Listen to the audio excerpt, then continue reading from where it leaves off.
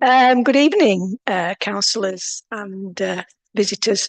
Can I welcome everyone to this September meeting of the full council meeting of Colne Town Council? Have we got any apologies, please? Do I have to do it again? Yeah. No. Have you got any apologies? Yes, I've got apologies from Councillor Lord, Councillor Wildman, Councillor Chamberlain and Councillor Bell. And also Councillor Moffat. Councillor Moffat, thank you. The next item is declaration of interest. Is there any declaration of interest on an item on this agenda? No, thank you. The next item is minutes of the meeting from the 20th of August. Has anyone got any questions or queries about these minutes? I'd like to approve them, Chair. Right. Well, can I have a seconder, please? Howard? All those in favour? Thank you very much. Item 5 is clerk's update, so I'll hand over to Gina now. Yeah, so it is just a verbal update because I didn't have a chance to put anything together. There isn't that much to update on, mainly the two visits that took place. So there was a visit obviously to the CCTV hub at Blackburn, and then also a visit for the Lancashire Archives. I think both visits were worthwhile. The CCTV hub, it was definitely good to see them in action, what they actually do. Obviously, we went into where they were monitoring. He also showed us some background of information that they get. And it's you can see how proactive they are in actually trying to do something about antisocial behaviour and things like that. So it was good to see our cameras up and working. Very good quality images, so that was good. Yeah, and then the Lancashire Archives. I think that was a very worthwhile visit. Actually, they're very keen to work with us to create something in Colne. They have an initiative at the moment which is just trying to, even though they have a central area, they're wary that a lot of places aren't near to Preston. So they actually want to get that information out more locally. So that obviously works well with what we want to do. So I think that the next steps were to decide on a location or rooms that we're going to use, I think, in the town hall. We decided that the exhibitions that we would be looking at would change. So it would be on a certain theme. Maybe if we did say, I don't know, 6 or 8 during the year, maybe open days. So that was where we were going to start. So I think once we've decided on locations, I think we'll bring it to the next full council to get members for the actual working group. And I do believe that we will be co-opting people onto that as well. Sarah, do you want to add anything to that visit? Just to say, I put a little thing on Facebook. Our vicar got very excited and he's going to make his own trip to find out more about Christchurch and St Michael and All Angels. And I said, well, possibly, one thing that we could consider doing, I'm not talking about now, I'm talking about in the future. We've got an enormous list of potential little exhibitions. Ian mentioned, we could have hippies in Colne. We could have all kinds of things. We could have mayors through the ages, free men through the ages. Honestly, once you start making a list, you realise that you've got 20 without hardly doing anything at all. But I said to our vicar, perhaps if you look on Colne Lancashire now and then, you see lots of Whitweek walks. And David and I and Edward absolutely adored our Whitweek walks in Salford. We always used to go on them and they were great things. And I said, well, if you can't bring back the Whitweek walks, perhaps you could do something else. And he said, there's the Colne Boundary Walk. I said, there is. He said, perhaps we could do something like that. I said, perhaps you could. Perhaps we could have an exhibition on week walks, you know, or boundary walks.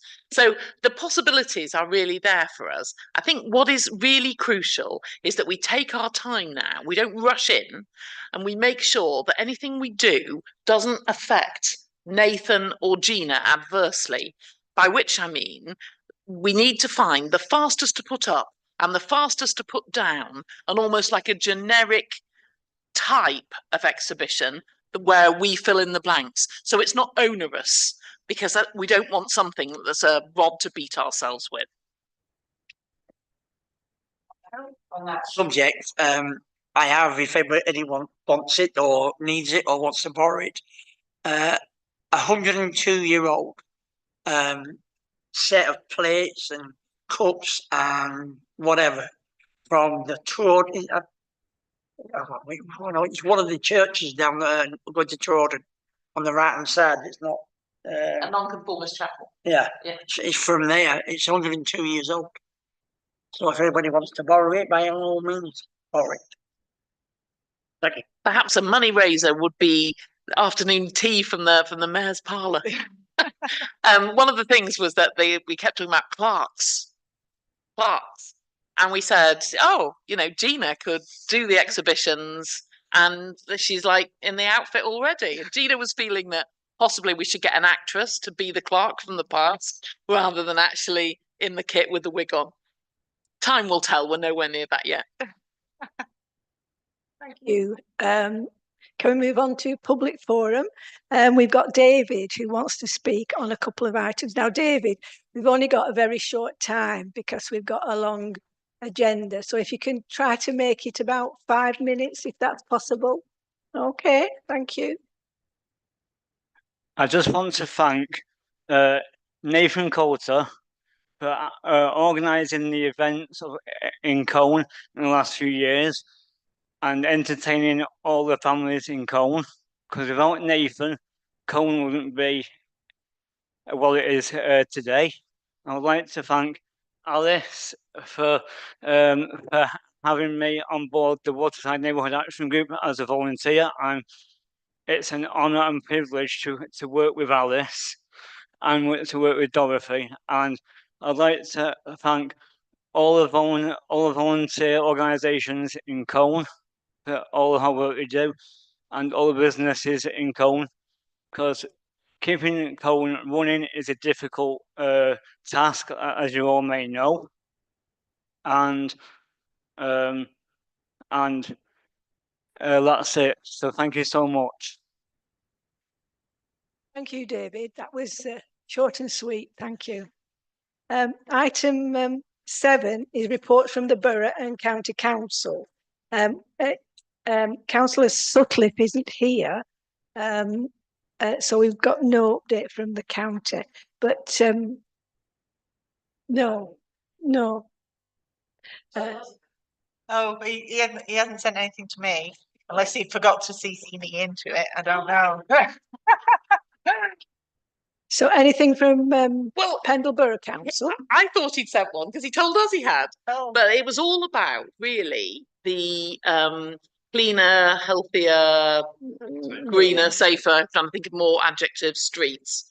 And really the response of that.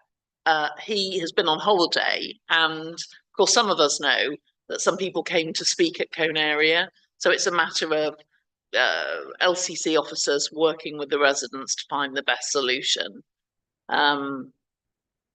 Ultimately, this is money being spent by LCC in Colne and the BSIP as well, and we should be grasping it with both hands, really.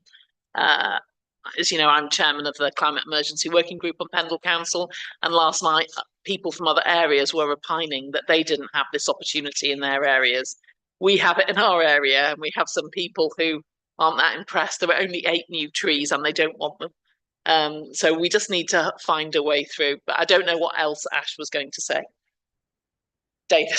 What about Pendle Borough Council? Okay, just a few things then. If you head back to the minutes and look at the planning applications, some feedback on where they all got to. So number 1, the West Lynn one, we actually deferred it for a site visit because we too share the concerns of the council. And there was an excellent There's also been another application put on for exactly the same thing, which is one of those certificate of lawful things. So they're obviously trying different ways to get the exact It's same not thing. the same thing though, is it? Because it's Not right next to quite, the no. house. Yeah, so they're really messing about. It's a mobile home to be situated right next to the house. Yeah. Second one, the one at Judges Fields, that was a redesign after an earlier refusal. So they had read the rules and they had submitted a one which has now been approved. Over the page, Caster Cliff, that was refuse. Again, too high, that wall. Number 4 still pending. Number 6 is still pending. Back to number 5 though, that was remeasured and found to be okay. And the other 2 are just tree ones. That's an update on those planning applications. The other things we discussed at Cone Area, we had the Keithley Road Conservation Area is progressing well. So we've got a good draft of that now, and that's going to go out for consultation soon. That depends on Neil Watson getting all the paperwork ready to do that. The only contentious thing in it is where does the boundary of it go? So we think there's a couple of things they could include. Sarah got a load of extra information from the library about the park and Carry Lane. So we want those really to be included as an option for the redesign of the boundary. So that'll go out for a 6-week consultation, hopefully in the run up to Christmas, and people can comment on that one and we can get that one made. We've also got, let me see, the planning appeals were all rejected. So there were a couple down in Waterside that were rejected. So we were pleased to see those dismissed. We also Perhaps had we need to remind them what they were. Green End Small Holding. Oh. There's 2 on there. What was the third one? Can't remember now. That was another lawful development one, I think. We got an update on the levelling up funds. It was right. Pine Garth with the list of building consent. Right. Yeah. We got an update on the levelling up funds. So as you know, obviously all the 3 theatres were open over the Blues and they all came out very well and I was pleased with the way they look. The Market Hall is progressing well. So the redevelopment of that one is actually ahead of schedule. You wouldn't believe that, would you, for any construction project? So that's progressing well. We also had on other planning things, you're aware of the decision that development management took, this one in Briar Field, where they gave approval for something that was recommended for refusal, where there was a 177% increase in the volume of a house in the Greenbelt. And Mr. Watson is not very happy with that one. However, the belief is it does not set a precedent. So anybody trying to do these big developments can't say, but you approved that one, because that one was a mistake, an error, a poor judgment, and therefore cannot be used to set precedent for future decisions. Essentially, Pendle can't rewrite national planning policy and have its own planning policy. That's not allowed. In terms of the exec, obviously the exec's taking place this Thursday. We've got the local plan on the agenda. So, you know, we talked about the local plan before and how it might have an impact, obviously, on the area as a whole and also on our cone plan. So the way the plan is drafted, of course, it will go out for consultation. If it's approved by the exec and then approved by full council next week, then it'll go out for a consultation. It won't be adjusted, so it'll remain with a lowish target of 148, which is the one supported by the demographic figures, as opposed to the new Labour ones, which want 382 houses rather than 148. So we'll see what happens with that one. May I just say they've published the SHLA, which is a different what's it stand for? Strategic Housing Land Availability Assessment. Yeah. And it's a different format from times past. And I'm very disappointed to see that where we've got a local green space made in our neighbourhood plan, Pendle Council has not noted that at all in the SHLA. So we have our opportunity, of course, in the consultation, which probably will start from Thursday, to reply to that. It will go in front of the examiner because we're a body, neighbourhood plan, town council, etc. But I think that we should, where our neighbourhood plan has not been taken note of in things like the SHLA, we need to be clear, yes, this is a local green space designated as such. Okay. We'll have a neighbourhood plan meeting to go through the document. We'll come to this. We'll come to this, Mary. Go on. So the other things on the exec meeting this Thursday that are relevant for Cone is the Cone master plan has come back, all the other master plans as well, so they'll be approved. And then they'll come into play, and obviously we'll feed off some of that master plan in terms of our neighbourhood plan. The other thing they've got is a paper on the leisure facilities management options. So this is the idea of bringing it in-house or outsourcing it to some leisure expert or whatever. Essentially, from what I can see in the papers, it looks like everything costs money and doesn't really save much money here, there, or anywhere, apart from fully outsourcing it to somebody. But then again, you've got the whole dilemma about who's responsible for maintenance, who's responsible for future development of the facilities, etc. So there's no easy option across any of those. So we'll see how that one develops.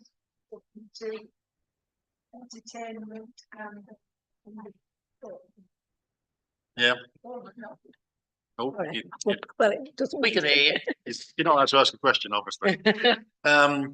So that's where that one is. And finalising, we've got should be some work being done on car parks. So we complained about the mess in some of the car parks, the Red Lion car park, The shrubbery. the one down behind Linden House as well. So try and improve those. Pendle has a duty to look after those. So therefore, let's get- Pendle's hired a contractor to do works on them. Yeah. The brisk rollout of all the telephony systems, telegraph poles and the like, that's still ongoing. They seem to have dried up a bit in terms of giving information about their future plans. And there are a few streets where lots of poles are earmarked for. Standroid Drive is one of them, where the residents are sort of clubbing together to try to put petitions into people say, please think more sensibly about it. We still have BT Openreach trying to do their work at the same time, which obviously Brisk should be piggybacking off. So, let's get them talking to each other properly and let's see what we can do. Final one is Cone Youth Action Group. We finished off all the summer activities. We had the 4 weeks of HAF doing 120 children a day. In total, we actually had over 2,000 attendees at SEAG. So everyone was really happy with that one. We're doing a series of case studies for Pendle, Pendle to report into Lancashire County Council, Lancashire County Council to report to the Department for Education, the Department for Education to report to the Treasury to make sure there's future funding available to give our young people something to do over the summer months. We've employed somebody else part-time. We've got a new timetable that's come out, including homework club, dance club, all kinds of things. It's really, really dizzying. There's stuff at the weekend. There's Outward Bound. And yeah, lots going on at SEAG. Okay. Okay, Any thank you. questions, anybody? Any questions? No? I had a question, but I forgot what it was. It was not that item, but I think it's 2 items back. I was going to ask something, but I'll see you after. Right. Item 8 is finances. To receive reports. We've got all the money that's been spent this month. That's item 8A. Anybody any questions about that list? No? Can I have a proposal that we accept this then? I'll move Thank it. you, David. Can I have a second? Thank you, Patricia. All those in favour? Thank you. The next one is item 8B, which is the budget. Has anyone any questions about the budget? Yes, David. It's got 2 questions on it. I think last time I highlighted the wonderful spending we're doing on bus shelters and benches. So we're up to quite high percentages on those. Have we done all the work we think we're going to do? We're going to be okay for the rest of the year? Well, I don't know. It all depends. We did have a tree fall on one of our bus shelters. Yeah, that's true. Saw that one. Flattened it like a flat pack. So Okay. it's one of them. You never know what's going to happen, but hopefully, obviously, if we're proactive in repainting them, etc., and refurbishing them, then there shouldn't be any major Okay. outlay. I mean, it's very good for the infrastructure around town. I mean, one of the things that Cone Area has been doing is painting bollards as well. So, again, putting a bit of black and a bit of gold on them as well. And we're trying to encourage other people to get involved in those. So, the other question was on the blues. Yeah. So obviously, we've got the numbers for expenditure and income, and it comes out to just over 60 grand in total. Is there more to come in, or is that now settled to the final position?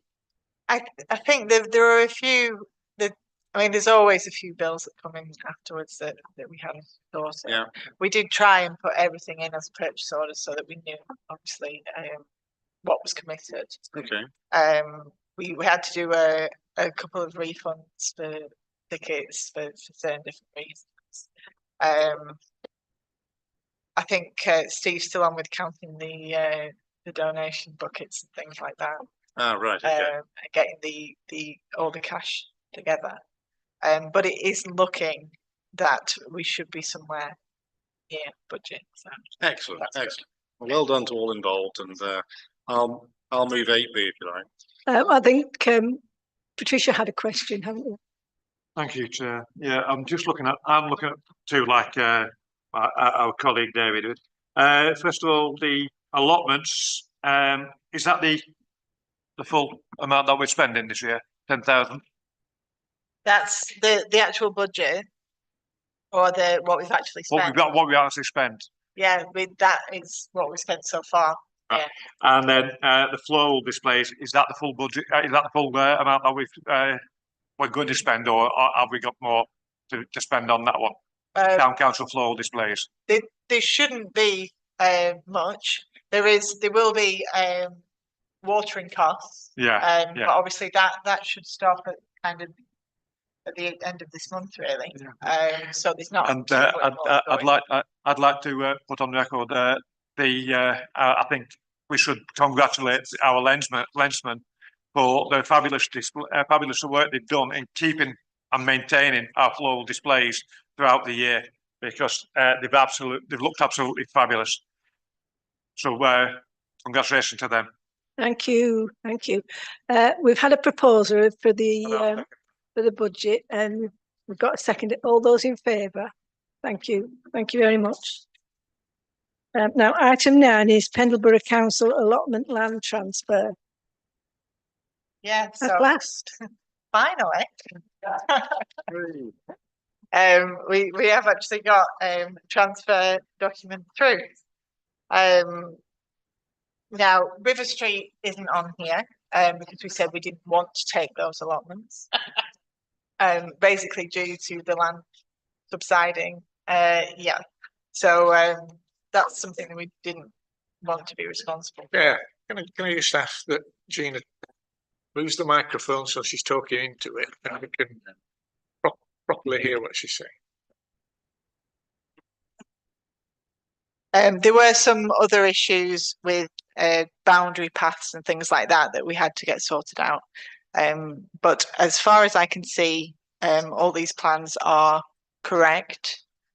So it's just a case of getting full council approval for me and Mary to sign that transfer document.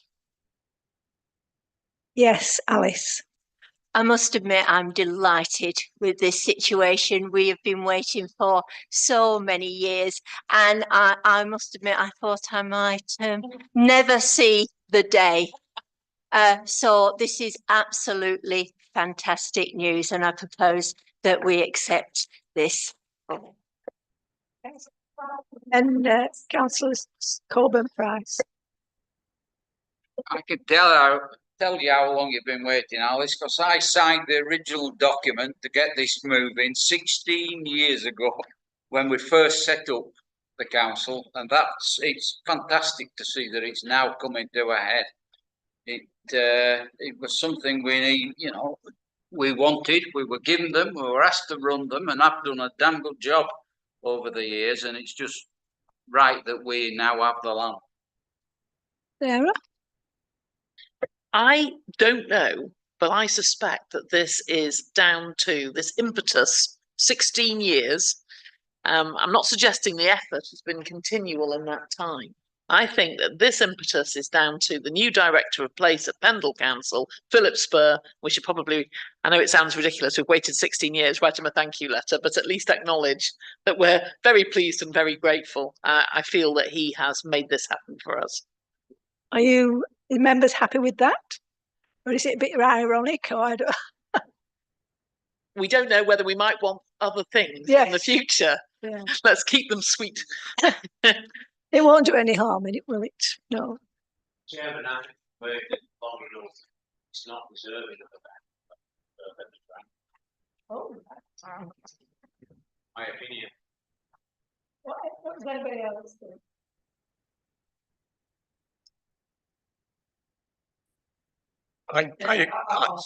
No, I agree with that, Chair, and I suspect it is more coincidental that Philip Spur is now there and this has happened. I think pushing from this end has helped as well. So I think we just sign the documents, make the transfer official, and then just look after the allotments. Probably better than they've been looked after before. I know Leah was out trudging around allotment. Oh, what day are we now? Yeah, yesterday. So I think that has something to do with it. I just think, yes, it's been a long time. And as Sarah said, we might want something else. So if we just give him a little bit of a thank you, it don't cost no money. We're not backing down, we're not jumping up. It just keeps him in the right frame of mind. Then if we ask the question again or want something else again, it's better not to kick somebody than ask for something. So I don't think a letter would really hurt. And it will get him, I'm not saying he's not on our side, but it'll help him in the future. Thank you. Patricia? Some sort of acknowledgement along with the signing of the documents would go down favourably. I'm not siding with either party. This is my view, an acknowledgement, because, as we say, we've been waiting 16 years. We've now got them. Let's be thankful that we've got them, but we know that we can do a better job. Let's do it that way. Yes, Ian. Thank you, Chair. I'm really pleased to see this has happened after so many years.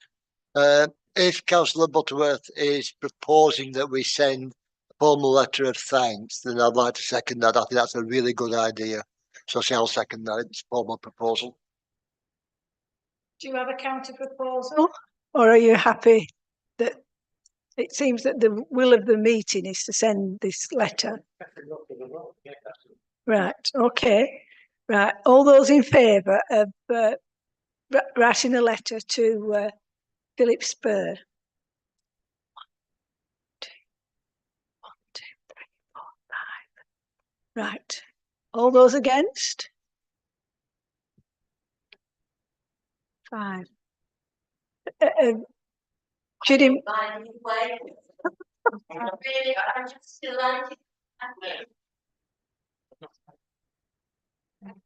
Right, well, yeah, I've got the casting vote, so we won't be sending a letter. Okay. If I see Technically, you don't need a casting vote, just the motion is not passed. So, right, okay.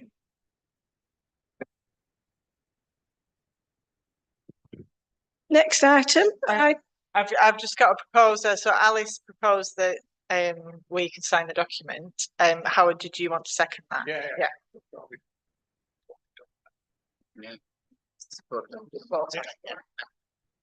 Can we vote to sign the document? Thank you. Item 10.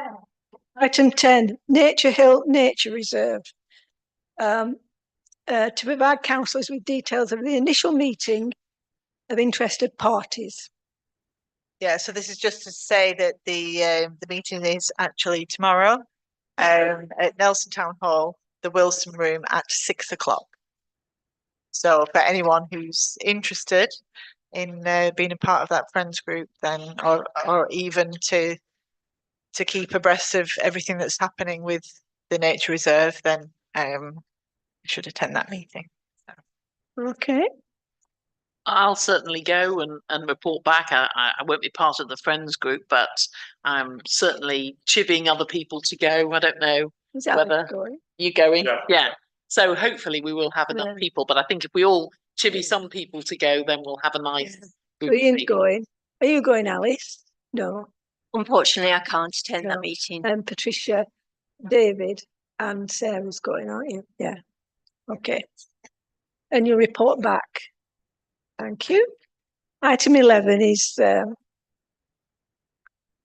rental property renovation consultation to review the presented document for full council approval. So this was just mainly just the wording of what we were going to put out on social media. It will probably go with a short survey. Yeah, so it's just to get council approval for it, really. Obviously, once you give me a bit of text, I can't help but look at the commas and the fact that numbers under 10 should be words. So I've just marked up a little copy it's tiny. I've not done a massive thing, just small. I'll pass it. Oh.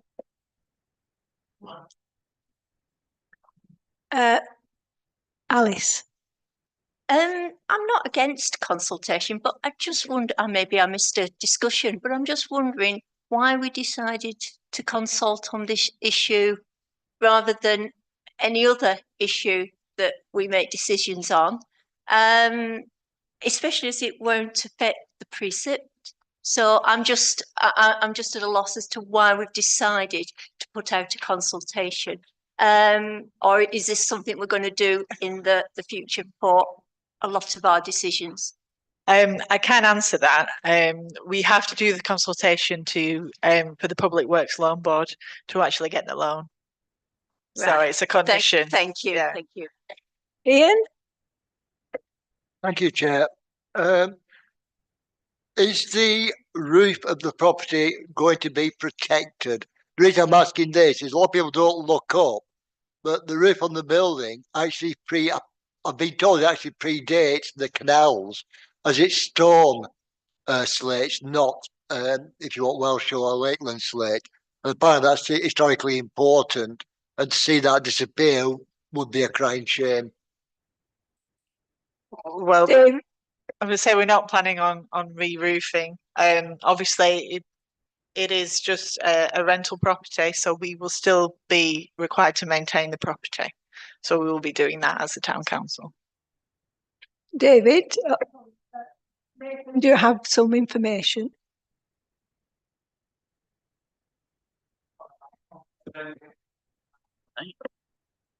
The roof of 2 Albert Road was actually done about 3 years ago. It was re-roofed in stone, so it should have plenty of years on it to last. But last time we had it re-roofed, it was done in stone.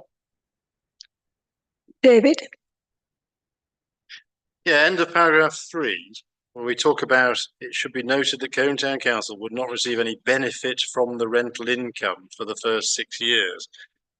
In a sense, what we're really saying is we do get the benefit from day one. Because obviously we receive rental income throughout.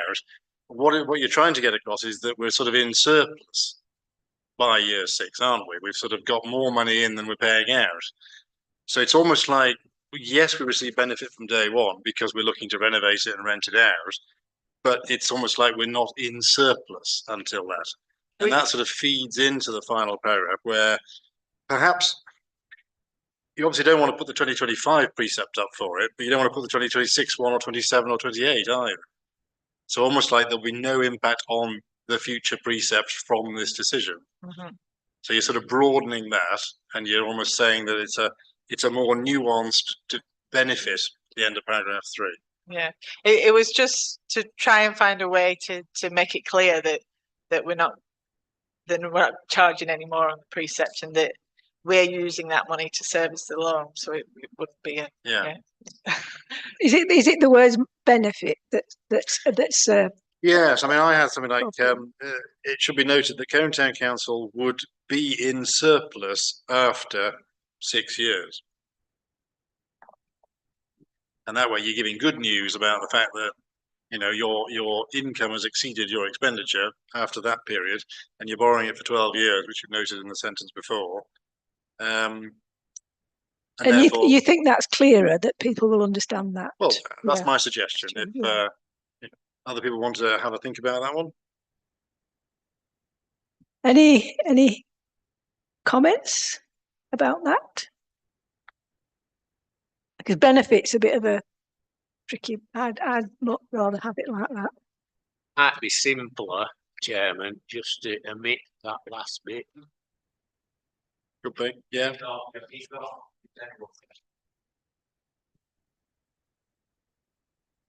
Yeah. Doesn't add a huge extra, does it really? You're sort of No. giving away our finances as well. Yeah. And obviously that then feeds into the little phone bullets as well. So again, that sort of simplified those a bit. I think as Alice says, we have to consult on this because of the rules. Yeah. So we may as well just keep it as simple as possible. Simple, yeah. Okay, is everybody okay with that? Don't have to vote at that. Are we happy? Yes? No. Yeah, sorry, can I get a Oh, proposer in? right. Can I have a proposal that we accept that? I'll take Ian and Alice. Okay, all those in favour? Thank you. Now, speed indicator devices. Have you all been looking at all these streets with all the different things on? Yeah. So I originally took the report that came off the software, but the set of graphs that you've got afterwards is when I've had a little play around with the information and tried to put it in a format that I thought was more understandable.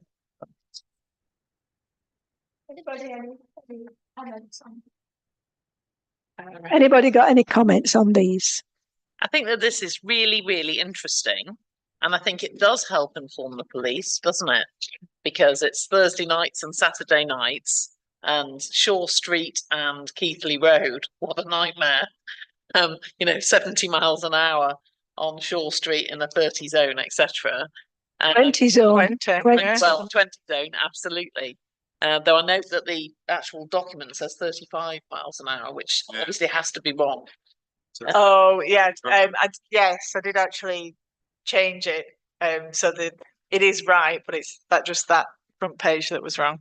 So Yes. may I ask, Gina, I'm sure that you're going to say yes. Have you shared this with the police? Not yet, but you plan to? Yes. And could you also share it with the Home Community Safety Partnership as well? Yes. In Trawden, I don't know whether Adele has been in touch with you. They're looking into more backplates. But of course, there are all the constraints, aren't there? And I think that probably in Trawden, where they absolutely want them, they won't be allowed to have them because of the constraints. And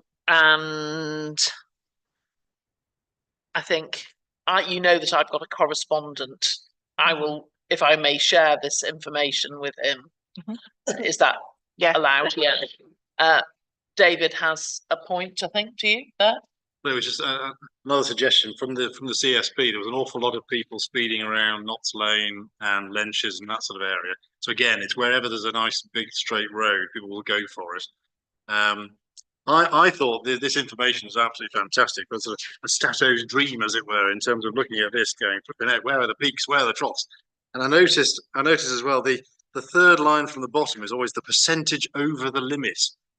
So you see, there's only sort of 5% on Shaw Street and 5% or 9% on Skipton Old Road, but it's sort of nearly 20% of people speeding on Keighley Road. So it really does help to focus the effort.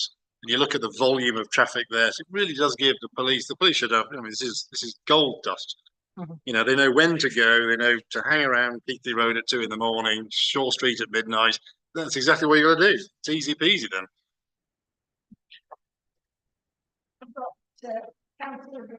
Butterworth and then Councillor Mann. And Councillor Thomas, do you want to speak as well? I saw some good news. There's 2 cars that have been running around Nelson Colne. Lamborghinis, one purple and one green, driven by our friends. And last 2 days ago, the green Lamborghini was stopped on the back road and was towed away. The man arrested and towed away. They were doing a stupid amount of speed on the straight road near the golf club, but it's been taken away. Councillor Mann? Yes, I was just wondering whether the skids were now ready to go into the next location. And you know that the residents of Greenfield Road were very, very keen to have one, but obviously there'll be a lot of demand in other areas. But I've mentioned that area before.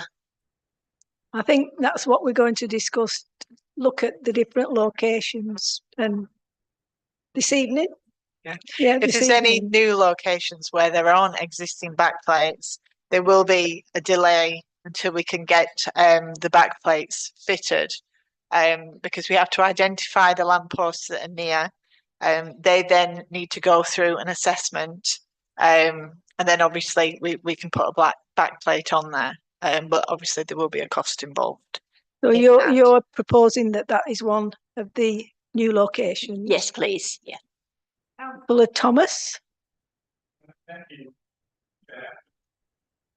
Thank you.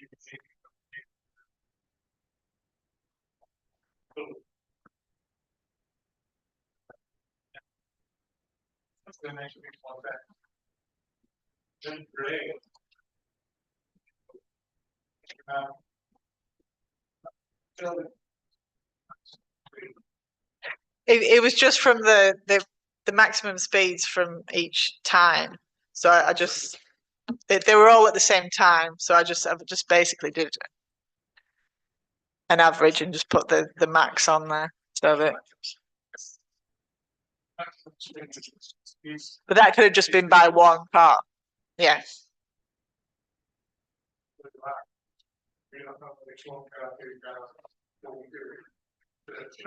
Yeah.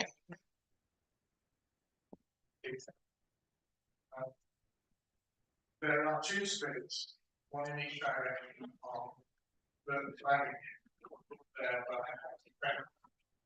which that's not turned on, which were working until fairly recently. Or the one in taking speed in the westerly direction was working until fairly recently. The one in the opposite direction hasn't been working for some time. So the suspicion is that they were plugged in somewhere by.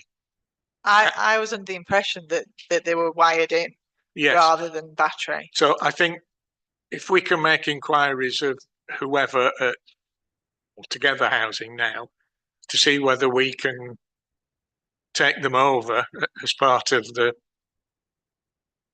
general SPID infrastructure.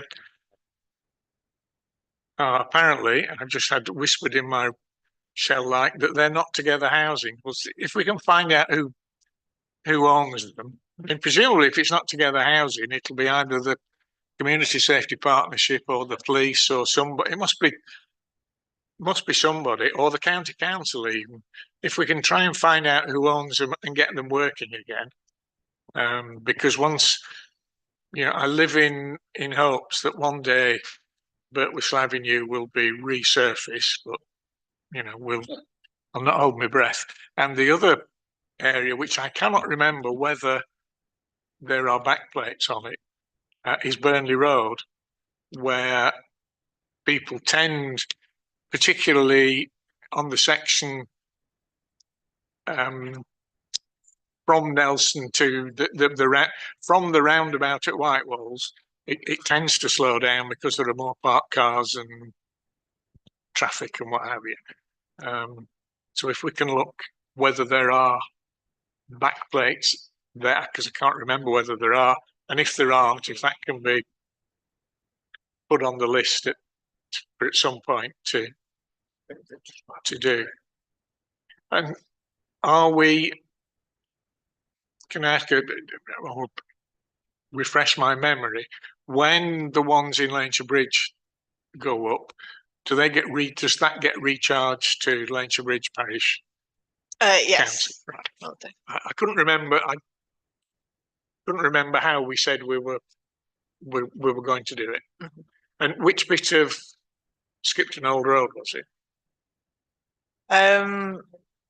It was just village above, of it. wasn't it? Yeah.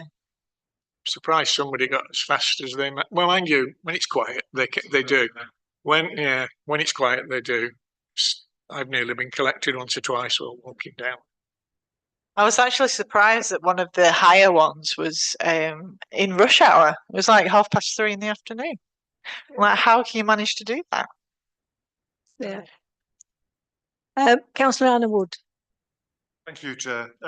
And once again, I'd like to echo Councillor Thomas's thank you to Jeannie for producing these graphs.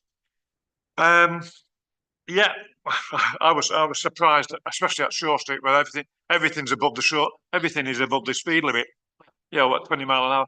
We have got a few streets in Colne that are at that limit, and Venables Avenue is also another trouble spot there because of the school further up behind it, just behind the pub on the corner.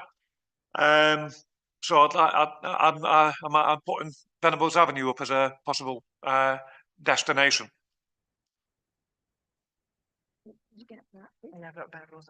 Venables? Yeah. Dave. Just a final extra point. Obviously, I think if we can get the police engaged in this, I think this will be a valuable tool for staking out the Lamborghini drivers and others. And also, of course, perhaps we should send another thank you letter to the Colne area lot for spending the large amounts of money on this project. And thank you to the Town Council for taking on responsibility for keeping them in your assets and using them wisely. The green Lamborghini, the thing that I read was that it wasn't seized for speeding. It was seized on what they call a Section 59 notice, which means, I forget the exact phrase, but it means driving around and making a nuisance of yourself. And if you get 2 of those in 12 months, bye-bye car. Yeah, they only just caught it. That's what happened. Councillor Robinson. Thank you, Chair. It's quite disturbing with Shore Street. And the question is, it's okay having all this evidence and giving it to the relevant authorities, but is anything going to happen? I'm saying this because for the last 20 years, Shore Street has been reported time and time again. They've had spids down there, they've had everything down there. We've had promises, we've had reassurances, and 20 years later, we're still presenting evidence, we're still telling them there's a problem, and we're still getting reassurances that sometime the next 300 years, they may decide to do something.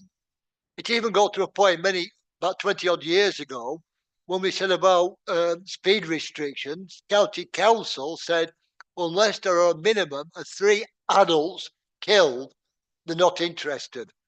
And to say that publicly was a disgrace. And I think they've still got that same attitude. Thank you. Well, I have driven on there when I've seen a police with a handheld recorder. I've only seen it once though on there in the last 3 or 4 years. I don't think I got. Are you? So I'm not saying that it will be solved, Ian, but we have been told, not the same as it's actually happened. You know, we have got the allotments, you know, so these things can happen. So we have been told that if we have the evidence at certain times, certain days of the week or whatever, that they will mount an operation. So we don't know whether it's going to be this year, but we are told that they will. So we need to present them with that information. And I do think if they do, we need to make a lot of it, thank them, and, you know, talk about how we've worked in partnership with Pendle Council, with the police, with the Colne Community Safety Partnership. And I hope that they do. But I know that they do have a depressing effect on speed. It's a couple of miles an hour. So even them being there makes people slow down. But that's not why we have them. We have them so they can mount an operation and catch Lamborghini people. We are not taking item 13 because it's incorrect. We got weird information. Duff information. County Council said Market Street is going to be closed for resurfacing and what have you, but it was New Market Street. But in the thing from county, it said Market Street, so we thought we'd better put it on too. They are about United Utilities are about to dig it up starting Sunday, which will cause a bit of fun because the bit that they're closing means that anybody they'll have to shut Windybank other than from High Street on, because you'll be going against the one-way street. So I hope they signpost it well, but I understand that overnight the thing will be taken off, and I just hope that they put it back nicely before it gets looking a bit more patchwork. So we might end up having to have Market Street resurfaced. New Market Street is the full length, and there's four-way lights going to be on, so that will jam up traffic even more.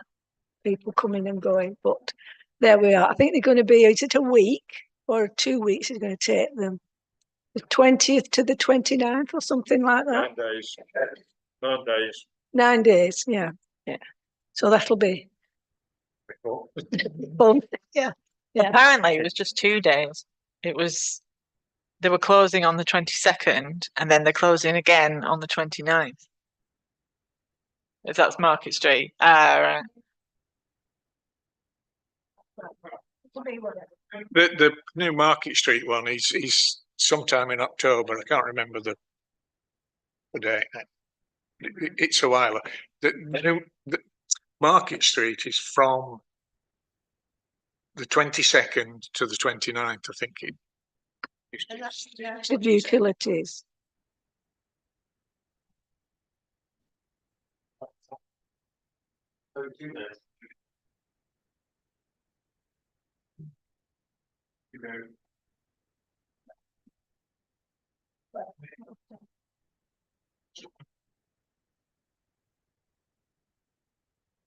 Anyway, there's going to be a lot of work in our town, so we need to keep an eye on it and make sure it's reasonable what they put down. And I believe that if they do Market Street, we have to insist on it being red asphalt, not this bitmap rubbish.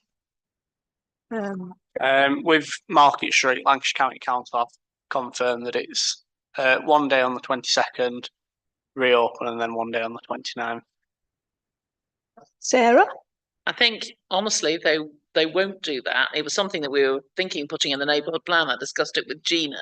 You know, what's special? It's not a conservation area, that red plex stuff. You hadn't spotted it, had you, Gina? I sent pictures of it to her. They won't replace it with that. I think we should write a letter from the town council to make that plain as part of the BSIP. It's part of the identity of Colne that we have that surface. So I think we should say something. Also, it was the first I'd heard of New Market Street being done. I'm a bit upset about it, the top, because in the Colne master plan, it's to restore it to its cobbles. So it seems a bit silly to have a master plan saying we're to restore the top to its cobbles, which is the conservation area, and then them coming next week and not doing that. So I think I will write to Rupert Swarbrick and the highways people and ask about that, because that just seems potential waste of money. Yes, Howard? I think the problem with they're sets, not cobbles. I think the chances of getting them to agree are fairly slim. They're still there, and they're still there on the side streets. You know, Otley Street, Granville Street, and on Keighley Road, where there is at the top. Oh yeah. There's a section of sets because in a former iteration, I managed to get them to agree to that. But if you look at the sets now, I'm afraid a lot of them are getting very in a poor state of repair. So yes, it would be nice, but I'm not sure that what is actually there is good enough to last into the future. So, and it will be quite a bit more expensive to go back to set paving. We want set pavings, don't we? Alice. I think that I'm confused as to when this is going to be happening, where it's going to be happening. And I just feel that because it's going to affect our town so much, it might be useful when we do have the correct times position that we put it on our Facebook page and our website. And if possible, even try and get it on the digital boards, because I know that disruption with the roads causes a lot of problems if people aren't aware. And so if we can put it out on our social media, I think that will be great. But we do need to know what is happening, because at the moment things don't seem to be connecting too well. Well, I think what we know is that United Utilities are going to be digging up Market Street, and Lancashire County Council are going to be resurfacing the whole of New Market Street, and so there'll be disruption. But how bad it'll be, I don't know. But we need to get the dates correct. That you're right there.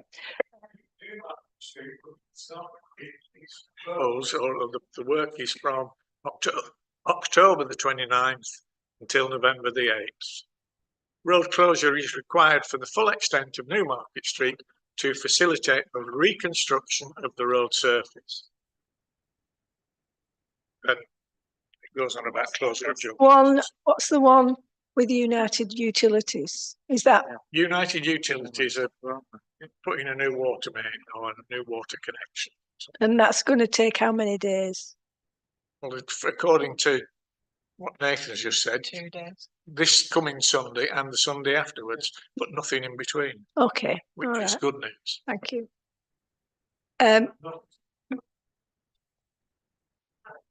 Patricia. Yeah, I'm confused. When do United Utilities work on a Sunday? If it's going to be two, the 22nd and the 29th are both Sundays. When? Yeah. Oh, okay. It's just that I've never yet seen them working on a Sunday.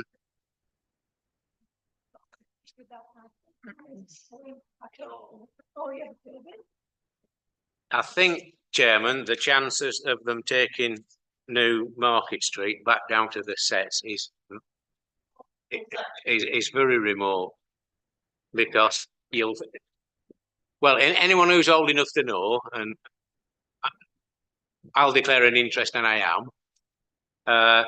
If you go back to when it was set, they were about 3 foot below where they are now. If you look going down New Market Street, at the end of this dock block where pubs are, the block after it, there's some railings around it, and it drops down about 3 feet. That is where the road was. And it sloped from one side to the other like that. It were as steep sideways as it was down length of it.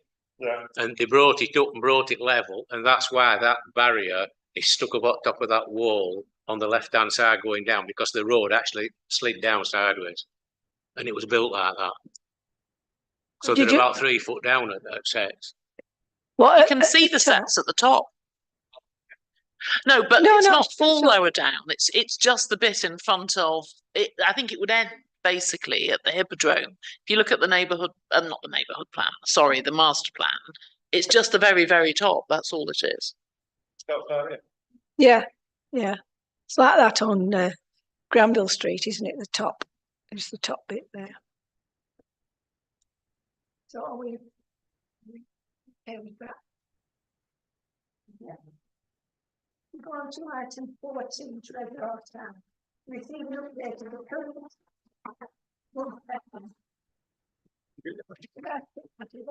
Yes. So the most amazing thing has happened. which I didn't think would happen. I sent the pictures to Pendle Council and they sent them to Network Rail. We didn't think this would happen, did we, Gina? Network Rail are appalled and they're sending out people to clear it all up. So that's quite good. We found a random street sign and that's being repatriated. And Gina was looking into a piece of land that, did she do that? Did, it is Yeah. actually owned by Pendleborough Council. Oh. So perhaps if you could send me that evidence, because it's sort of neither one thing nor the other. It's neither cared for nor not cared for, is it? No. I think we need to get on that, really. And it's obviously a very important pedestrian thoroughfare. A load of rubbish. We never made it to Gib Hill. That's the sad thing. We never made it there. We didn't even make it to where we were meant to be going because we were stopped by the rubbish on the way. And there weren't very many of us. So hopefully we'll have a better turnout at the next session. Have we got the dates? Yes. I know I've got some dates to enter the end of the year. Have we got the dates? We've got quite We a few have. of them. I haven't we? can email them out to everyone so they know.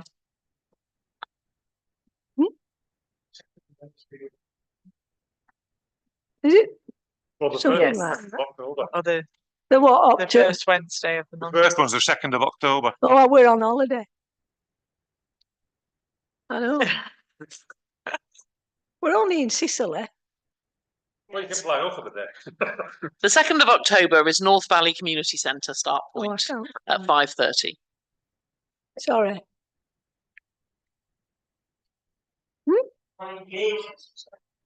Did you? All right. Well, as long as there's not a, 5:30, yes. Yeah. I won't go on about it. Yeah. It's usually something always happens when I'm on holiday, like the island goes on fire or something, or there's some big storm. So I'm hoping that Etna doesn't erupt when I'm there. Because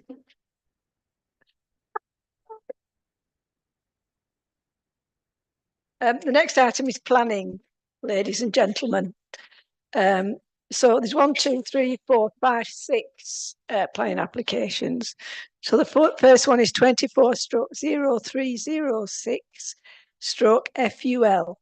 It's land at the north of Hargreave Street for 11 dwellings, which is lovely. Yes, Sarah. So I've written to the aforementioned Philip Spur about this, and I was slightly testy in the tone of my email because, of course, adjacent to this site is our master plans, neighbourhood plan site. And Pendle Council has had cash on the table offers for this land repeatedly from perfectly good developers, but they haven't got on with it and they haven't done anything about it, nor have they treated the Japanese knotweed. And now when I've chased them, they've used the Japanese knotweed as a, oh, there's nothing can be done type feeling, which isn't true. So now this adjacent land has come forward, and I'm quite cross, not that it's come forward, but that Pendle Council haven't worked with this landowner to do a joined up scheme, because I don't think it would look very good for the area if you've got 11 houses and then later 50 something houses and it's not part of a bigger scheme. So I wrote to them and I said that, but possibly slightly testy, saying you knew this, and they have contacted the landowner and the applicant and they're hoping to work with him. So it's possible that they might come forward with another application, but I would like to see us noting that this land is adjacent to a master plan site in the neighbourhood plan, and that we would wish to see a joined up whole scheme. Everybody okay with that? Any more questions? Chair, I think well, some of that land was certainly owned by the county because it was bought for the non-extension of the motorway. Certainly bits of Hargreave Street, the bottom bits were. So if the this was the whole point of trying to have a joined up scheme, that the county owned a great chunk of it and Pendle owned a great well, the larger chunk of it. Now, the few houses on Collingwood Street that were built can't remember how long ago, but they were in a similar situation, that they were built where the motorway was going to go if it ever went that way.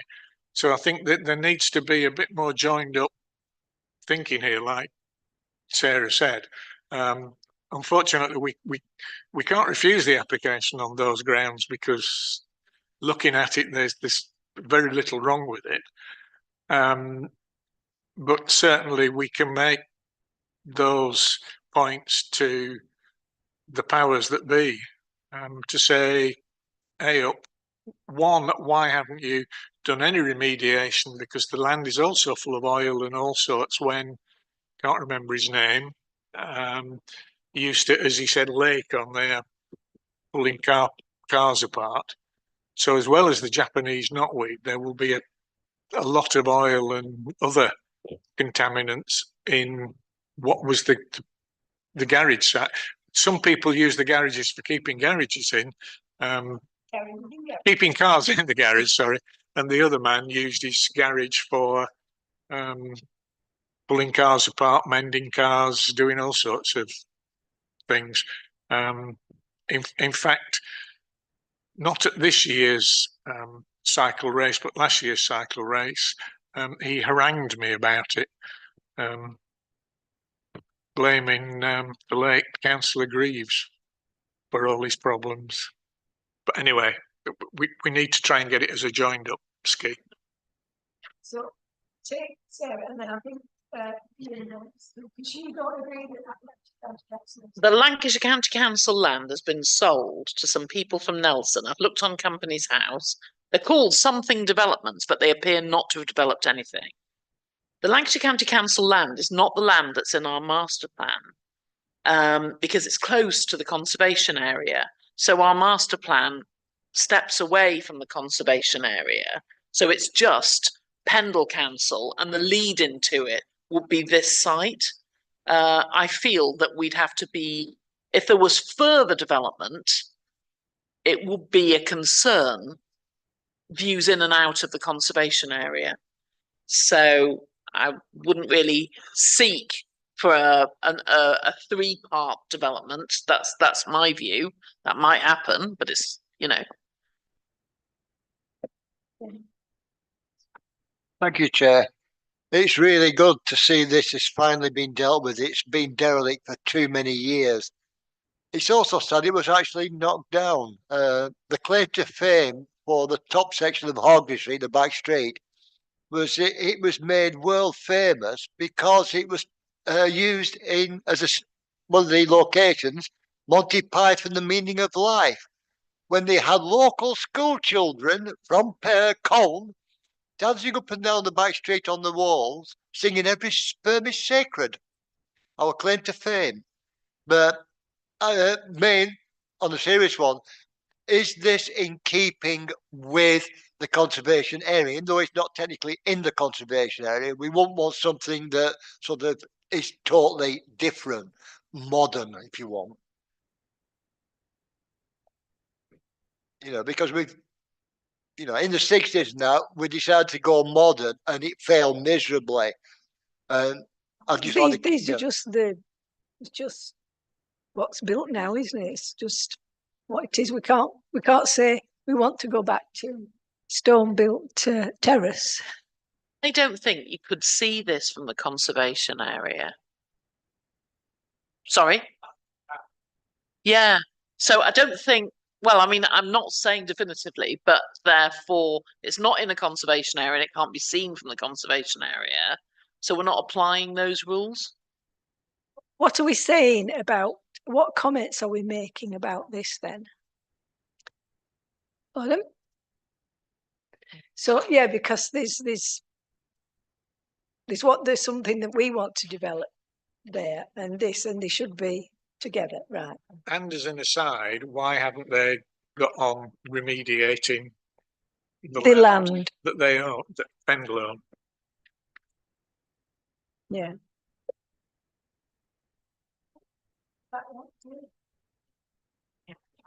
The next one is 24/0 slash 059596 stroke HHO. It's 5 Noina View, Colne. Full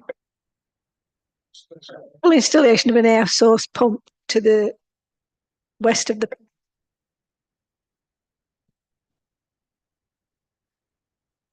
From what I remember when I looked at this a couple of weeks ago now, they've done all noise measurements and what have you, so it shouldn't. I can't remember how many decibels and all the rest of it, but that it's within the limits of that, and it is a good thing for the environment. No comment? Yeah, thanks, Chair. If I'm right, this is to obviously to eat, but it's only a small. The heat pump itself is only a small unit, and there should be no. You won't actually see it from the main road or anything like that. And as Councillor Thomas has said, it is actually good for the environment and good for the property itself. So I'm happy with it. Are we all okay with that? Yeah. Right, the next one is 24 stroke 058 stroke that's 81 and that's 28 Venice to Mill Road at home.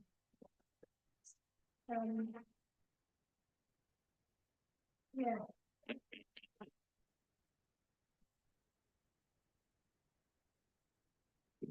Chair. Yes. First of all, I'd like to know, is this within the, Yeah. well, black UPVC? No. It's, it's UPVC itself is against the neighbourhood plan and the conservation area. So, and to paint it black as well, is against all of it. That's it. It would create an eyesore within the environment. Whereabouts is it on the Bents? It's at the very top of corner? Bent Lane. If we had our time again, then the conservation area would just miss out this house, or it wouldn't have been passed, So I've written to the planning officer about the UPVC. I have a feeling that they'll say it's fine, because we had something similar, didn't we, high up Skipton Hall Road on a diagonal from our house, and they said that's what is there now, which they're allowed to do through permitted development rights. If it was a brand new house, they wouldn't be allowed it. It's a horrible thing.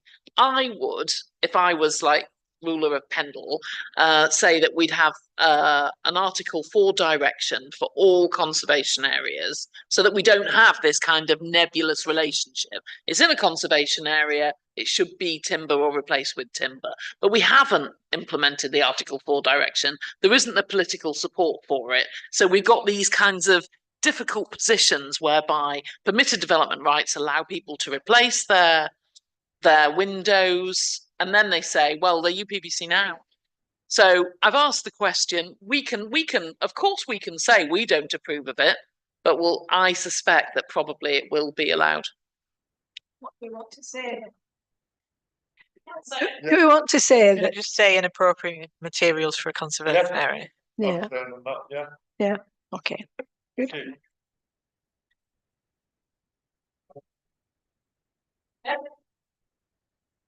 Right.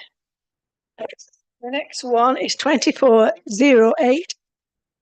It's really light coloured. 608 stroke HHO. It's 35 Windermere Avenue, Colne. Is this the new ones or the old ones?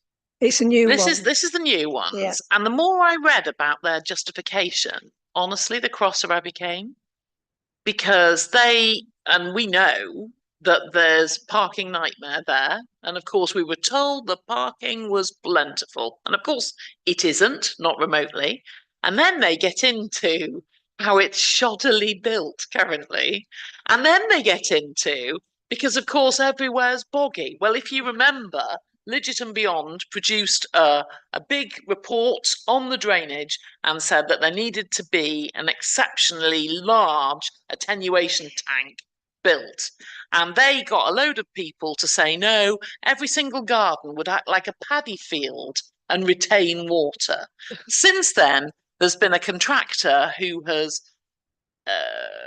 put in dozens, I mean dozens, of porcelain and fake grass back gardens on the basis that it's a quagmire, and they put in their own personal drains, which has made the whole situation worse for the other paddy field people, thus proving that Lidget and Beyond, we paid a lot of money for an expert, were absolutely right in saying there should have been a massive attenuation tank.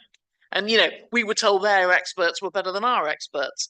No, real life proves that that isn't the case. This is actually a big bugbear of Ash Sutcliffe, born of delivering leaflets, where you've got a drive that only fits a car on it, and therefore there's no path to get to the front door. And here they've actually stated, we haven't got a path to get to our front door. So they want to do a lot more concrete. It's concrete walls and it's a concrete roof. And I follow the argument that it shouldn't be a flat roof and it will look better with a pitched roof.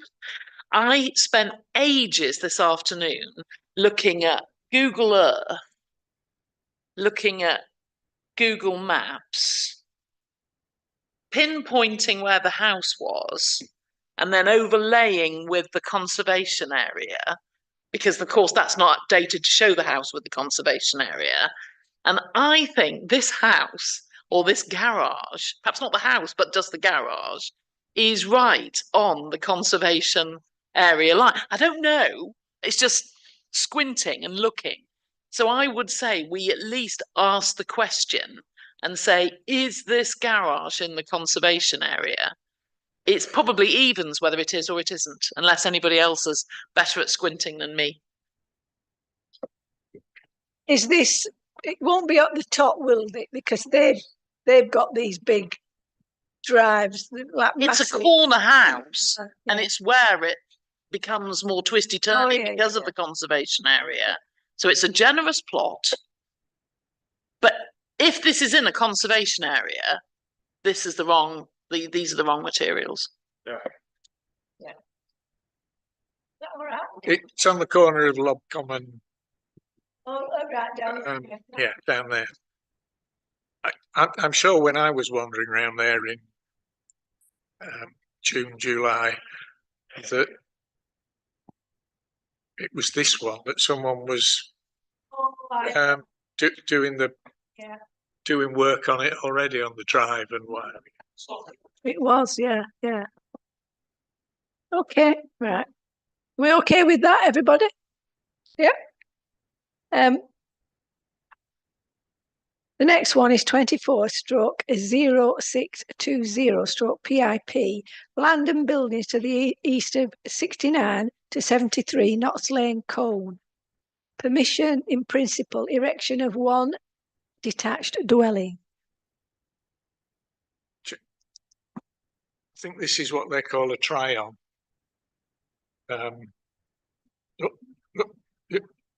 Because, well, they must own whatever the top blue one is and the bit of land there, and they want to put a house there. Well, the mind boggles, because if this gets if this is agreed in principle, what's to stop every other house up there going across the allotments and what have you?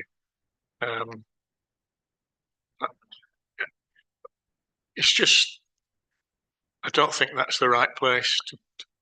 Do you know where this is, Alice? Yeah. It's. No, it's not. I mean, not the a good access plan and at everything all. will be a. Yes, Ian. Thank you, Chair. It is not a good location. access to the house along that back street is going to be difficult. It's going to cause problems for people. I don't think it's in keeping with the local area.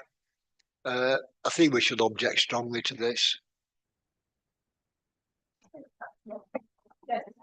We'll just say one positive thing though. It's a bungalow. And our neighbourhood plan says we need more bungalows. Yes, we do. We don't have enough bungalows. This is a bungalow. It's a bungalow within the settlement boundary. So Say that 'cause it's only in principle. yeah, So, yeah. yeah, maybe in the once it's I think it may end up more than a bungalow. We can't say, can we? Yeah. I don't generally agree with these permissions in principles. They're rather annoying, aren't they? Because you can't look at the whole thing. What we're saying then? Object. Object, yeah. No, access is difficult. Everything. Yeah. Right. Yeah, object principle, access to parking, not in keeping with the area Yeah. and whatever. Okay.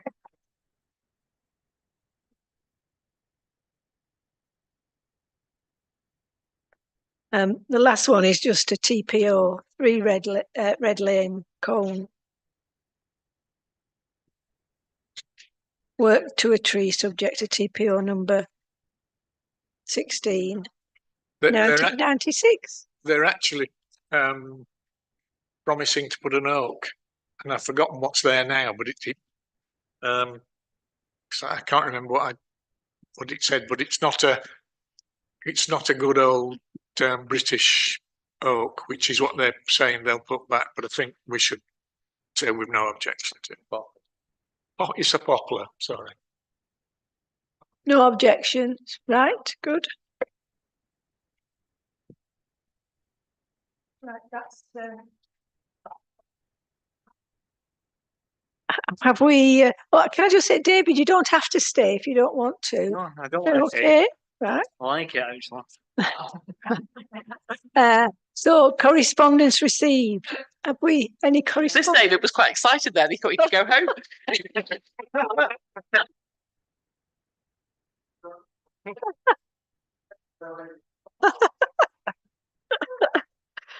No. No correspondence, right? Items for a future month's meeting. We've had quite a few over the last few months, but we should perhaps bring them back and see how if they're still relevant, or remind us what we've asked to be done. Sarah, have you got? I realised that the neighbourhood plan wasn't there on the thing. May I? No, I'm not allowed to speak about it. I didn't think there was any update. Well, of course there really. is, because the 24th is the deadline for the consultation. Mhm. I don't know.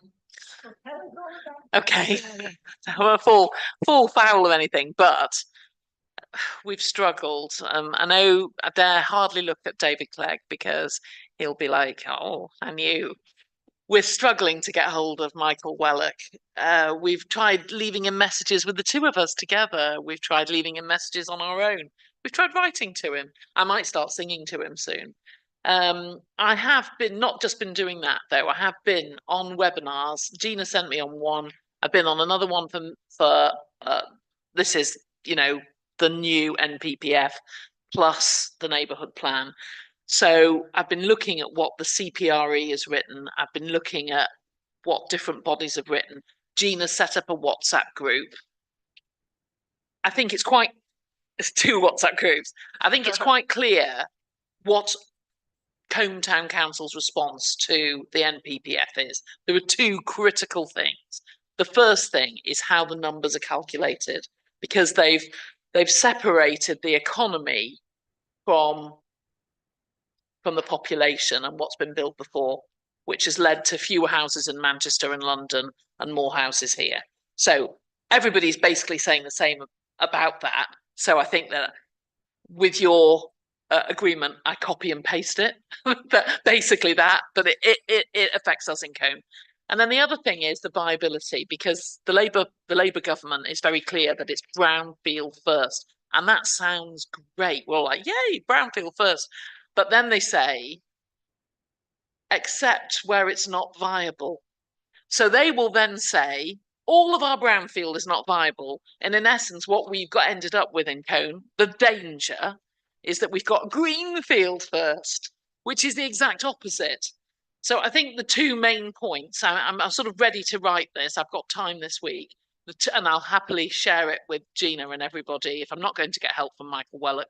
The two main points are the standard methodology, how it's been calculated. We don't agree with that. Doesn't help us. We're not going to get any community infrastructure levy. We're not going to get any S106. We're not going to get any new infrastructure. Nobody's saying, oh, we'll open the Colne to Skipton railway line.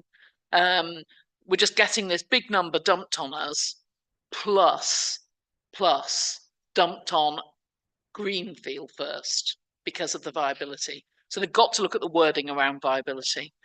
So I can get on with that if you'd like me to. I feel we must put in a Colne Town Council response because we've got a made neighbourhood plan. Gina and I will both try again tomorrow with Michael Wellock. She's even tried, you know, like tempting him with fees, but yeah. So that's that. And then obviously we hope to have that analysis of our plan, how it's worked, because there were good elements of our plan that have definitely worked in terms of planning decisions. And then we've noticed weak points. So for example, if you remember about the massive totems that are going on the horrible garage that none of us want, we've got a clause. I was really excited in our design code, something like 109 clause, and it says no commercial development outside the settlement boundary that in any way would make dark skies difficult or wrong or, you know, breach them. So I pulled this, what I thought was a rabbit out of a hat at Colne area, and Neil Watson just said, no, dark skies only exist in Northumberland. So it's obviously a definition that we weren't aware of. So we've got to redefine what is dark around here. It might not be a designation of dark skies, but our skies in certain areas are dark and we don't want them spoiled. So that failed. So in a sense, we've had like we've had a year of the main plan succeeding and not failing. I'm not going to go as far as that. Occasional disappointments with, if we just tweak that wording a bit, it would have been successful. So once we're at that position, then we will have our next meeting. So I'm sorry. Thank you for listening to that. It is an important time with neighbourhood plans. What is clear is that the NPPF isn't changing neighbourhood plans. So we're still a really strong force. And it's important because the whole of Pendle will have to have a 5-year housing land supply, except for Colne and Trawden, because we only need, and Salterford, because we only need a 3-year housing land supply because we've got a made neighbourhood plan. And in this time of uncertainty, that little 2-year buffer might be all we need. It's important to us. So the thing I'd really like to put forward for a future meeting, but in the private section, would be, drum roll, the Mooney.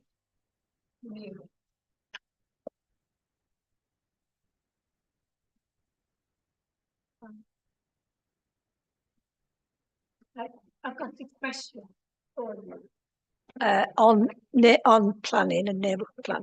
What is the grey belt that they're talking about? The grey belt? Do we have any grey belt? The very quick answer is we have no grey belt in the whole of Pendle. I asked Neil Watson this. It's meant to be, if you can imagine, at the bottom of Notts Lane, there's that little car park. Yeah. Do you know the little car park I mean by the shop? Say that was just slightly outside our settlement boundary. That would be grey belt. But it's not. It's not. So we don't have any grey belt at all in the high. It sounds great, doesn't it? It's like the worst bits of green belt. And we've done a full green belt review in Pendle quite recently. Our green belt's robust. So no, we have no grey belt whatsoever. And we have a greenfield first policy if the viability thing comes into play, which is not what we want. Some councils have a lot of grey belts, so they're very concerned about them. I think if we had genuine grey belt, that is logical thinking. I think it is. Ian, Thank you, Chair. There's a lot of confusion. Everybody talks about green belt, so green fields and brown fields. I believe there's also something called white fields as well. And I wasn't aware of this until a planning application came up many years ago for Cliff Street in Colne, where the orchard are and that. And the applicant put in permission to put industrial units. And obviously everybody's screaming about no. And the planning department said, this is Whitefield land. Whitefield land is land that has been designated as suitable for industrial use. Luckily enough, the applicant withdrew when he realised the amount of opposition. But how much Whitefield land have we got in Colne? Of course, yes, we do have that. That's protected for employment, but we wouldn't and haven't looked at that as part of the neighbourhood plan because it's protected for employment. And if you look at the current SHLA, they've got a whole load of sites that are screened out because they're used for commercial things. okay, thank you. Is there any other things anybody wants on a future month's Chair, agenda? I'd just like to bring back the two pillar boxes, information on the two red pillar box phone boxes, and the York Stone. It's two phone boxes. Yeah, the ones outside. Yeah, I just thought with that, just an update on what's happening with them, please. Right. It's got flags outside the church now. I don't know if they walk York Stone, but they're definitely flags. But have you seen down the side of Linden Road? It's a horror show. And that's in the conservation area. So I've said, come on, you've done outside the church. Please do down the side of the Mooney, which has just been done up at vast expense. Right.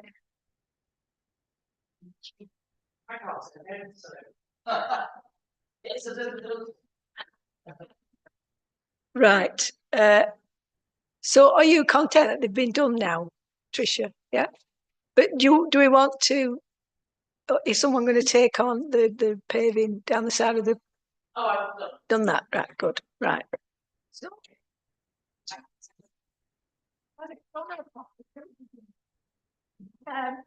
date and time. It will be Tuesday the 15th of October. Thank you.